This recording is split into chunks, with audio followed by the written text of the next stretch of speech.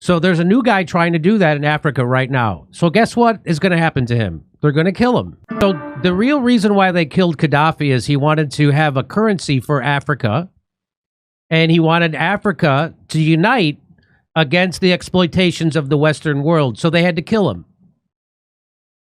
So there's a new guy trying to do that in Africa right now. So guess what is going to happen to him? They're going to kill him. Thank you for being with us. This is Pillars of History. We are very grateful to have you here on this channel. Please, if you're new, like, share, and subscribe for more insights about African politics and the revolution that is taking most especially in Africa. So, we thank you for being with us. Yeah. Today, we are going to comment on this video, particularly on this video. What these guys, we have a lot of information to share about with you because we are going to hint on the message about the CIA cooperating with Mali, sharing intelligence with Mali. But let's first comment on this video. So these guys are giving their opinion that Traoré will not stay for long. Ibrahim Traoré, the president of Burkina Faso, will not stay for long and he will be assassinated. That is according to them.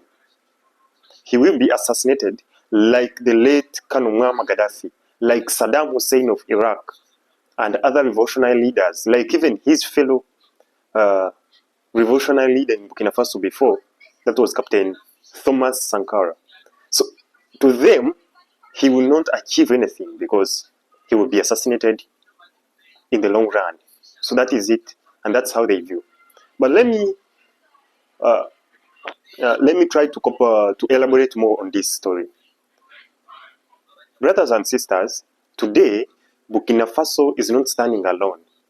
Burkina Faso, in coordination with other Alliance of the Sahel States members, that is Niger and Mali, are working hand in hand, sharing intelligence, fighting the same group, reclaiming the same integrity and sovereignty, and fighting one cause.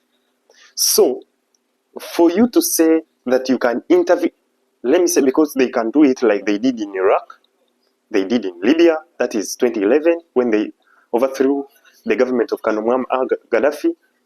So we can say that they can intervene militarily because plotting assassination attempts and actually using covert operations like they did in Syria to oust Bashar al-Assad may not work this time because the Burkinabés are committed, not only Burkinabés, but also the people in other states of the AES, in Mali and Burkina and Niger, are committed to fight terrorism to the end. So when you talk about overthrowing or assassinating Captain Ibrahim Traoré, unless you intervene militarily, because when you plot assassinations, you won't achieve anything. This is not the loose intelligence like it was during the time of Thomas Sankara, during the time of Kwame Nkrumah. This Traoré is guarded by different soldiers. Actually, his elite forces that actually protect him are more trained than even, they are like the KGB of Russia. Because these are elite forces who are trained abroad. They just come on a special mission to protect the leader of that country. I know, I love this guy too. I think it's great he's doing that. But So Burkina Faso President Ibrahim Traoré, is that how you say it, announces a bold plan to unite the African continent under one system. He wants to create a United States of Africa where all African countries will come together as one. There will be one government system, one currency allowed called Afro money, and one African passport. All Africans will be able to travel freely without visas. He also said the wealth of Africa should be shared equally among all countries so no one is left behind. That's why they kill everybody. That's why they killed, they got rid of the guy, Mossadegh, when he was running Iran in 1954, because he wanted to keep the oil profits for their own people. Immediately, the CIA overthrew him. do you know that the Shah got thrown because the trilaterals wanted to put in the Ayatollah because the Shah minorly wasn't doing what they wanted? Yes. So that dictator wasn't even good enough for the other one they put in the Ayatollah. And so the same thing. The reason why they killed Gaddafi Under Gaddafi, Libya had the highest standard of living in all of Africa. What sealed Gaddafi's fate was his plan to create a pan-African gold-based currency to release the continent from the shackles of the petrodollar. This couldn't be tolerated by the West. The rest is history. That's why they killed him. Well, I remember we've covered that on this show many times. We've told you, and that's another truth that I don't think Jon Stewart will ever tell you either. Well, he doesn't know. Do you ever see Gaddafi Mad Dog Killer on Showtime? It was a documentary about when we kill one of these people, we make like a good, and we killed a bad man. Yeah. So they talked about, and they made it like he had this cuckoo idea that he was going to unite Africa under a currency. Yeah. And he's like a tin pot dictator. Yeah. And I had no idea what the petrodollar was when I saw that. Okay. So that's where they're laughing at the very idea of that. But that is why they kill these people. So let's watch this. More speculation has been raised on the reasons for NATO's intervention in Libya. And as RT's Laura Emmett reports, the organization may have been trying to prevent Gaddafi from burying the American buck.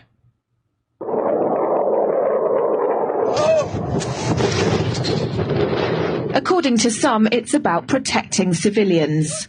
We must not tolerate this regime using military force against its own people. Others say it's about oil. The only reason they're interested with Libya is about the oil. You'd think we'd be in Iraq if the major export there was broccoli.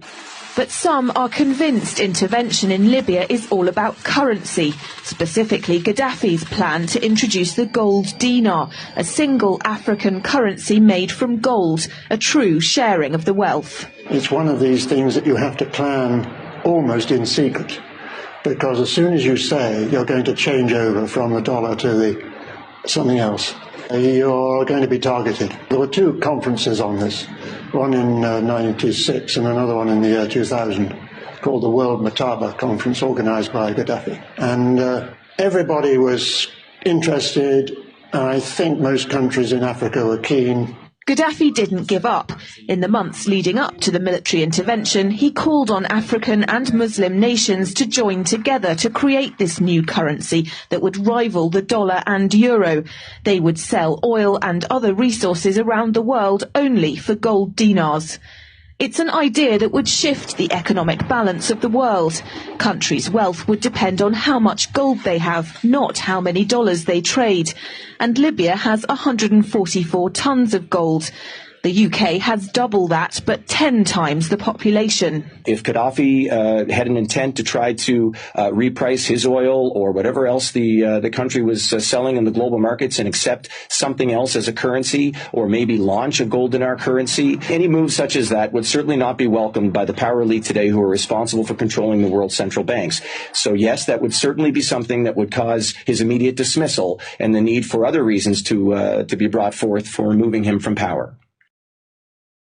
So that's why so if you haven't watched the show before and the segments we've done on why they killed Libya or Gaddafi and overthrew Libya, that's why he was going to create a dinar, a dollar for all of Africa that would compete with the euro and the American dollar.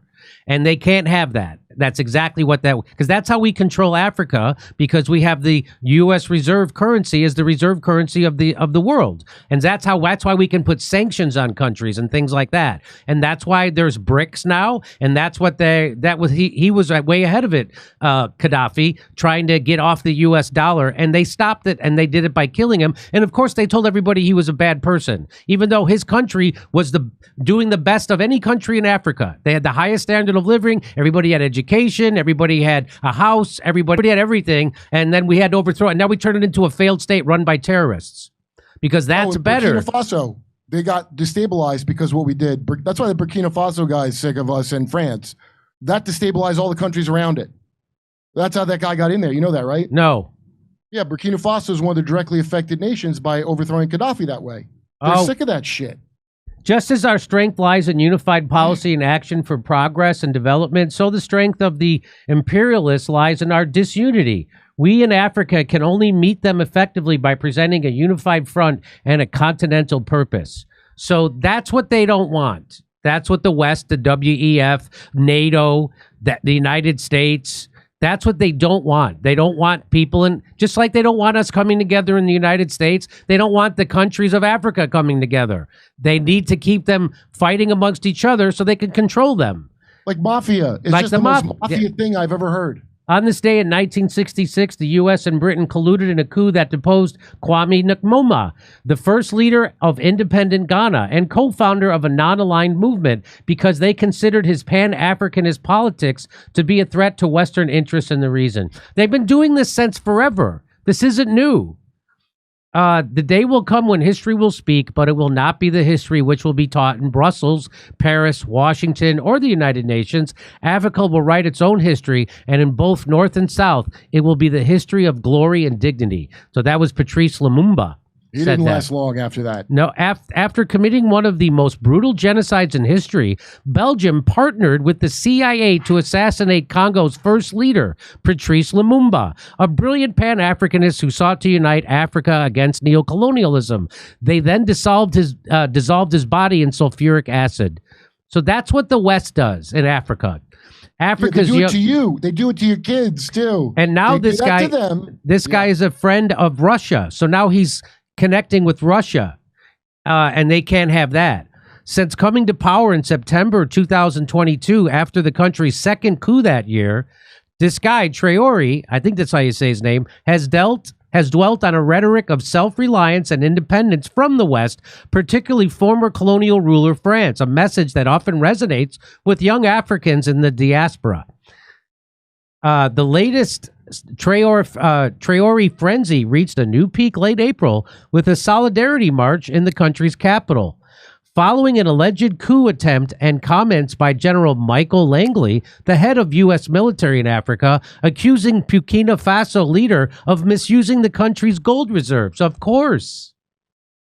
Following the 2022 coup that brought him to power, he promised to end the country's decades-long deadly security crisis and leverage its rich mineral resources for the benefits of its own 24 million citizens.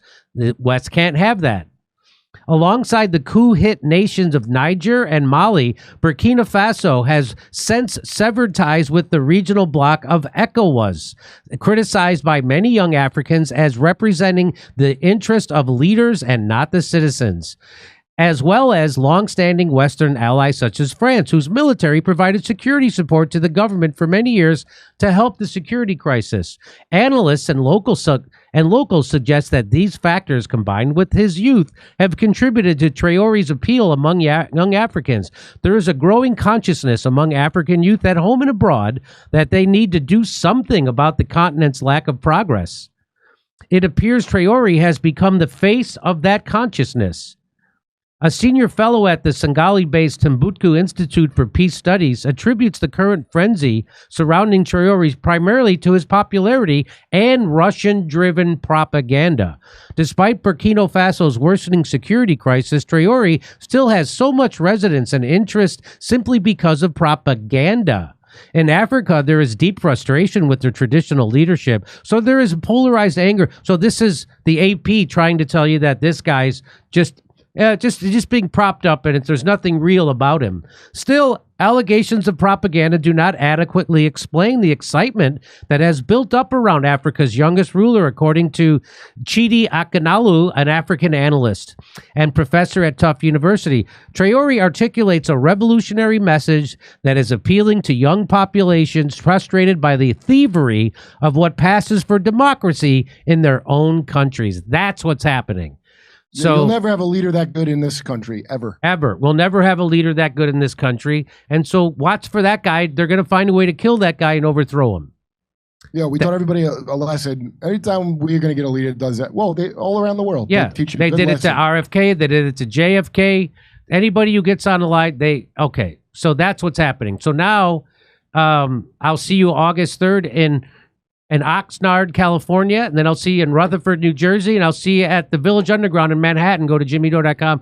So he has North Korea, he has Iran, he has Russia, the Russian Federation, he has also the Chinese.